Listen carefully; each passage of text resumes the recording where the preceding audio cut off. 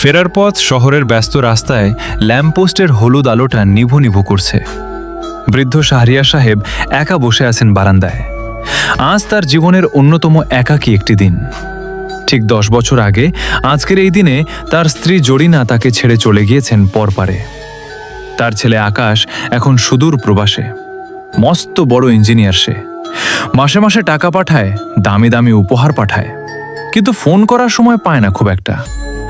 শাহরিয়ার সাহেবের ঘরে এখন কথা বলার মতো আছে কেবল একটি পুরনো রেডিও আর দেয়াল ঘড়ির টিকটিক শব্দ। হঠাৎ তার ফোনের স্ক্রিনটা জ্বলে উঠল। কোনো অচেনা নাম্বার থেকে ভিডিও কল।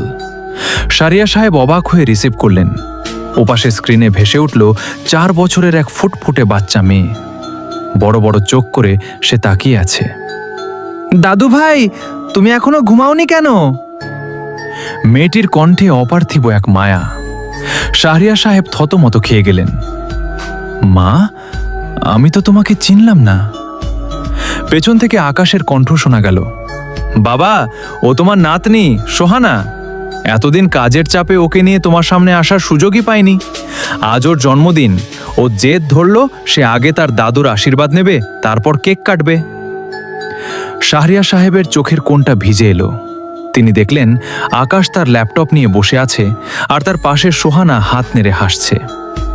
আকাশ নিচু গলায় বলল, বাবা, সামনের মাসে আমরা দেশে আসছি, আর ফিরব না।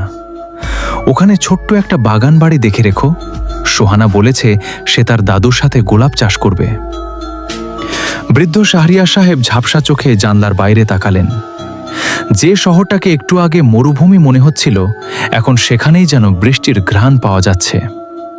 মায়া ফুরিয়ে যায় না, মায়া কেবল পথ খুঁজে নিতে একটু দেরি করে।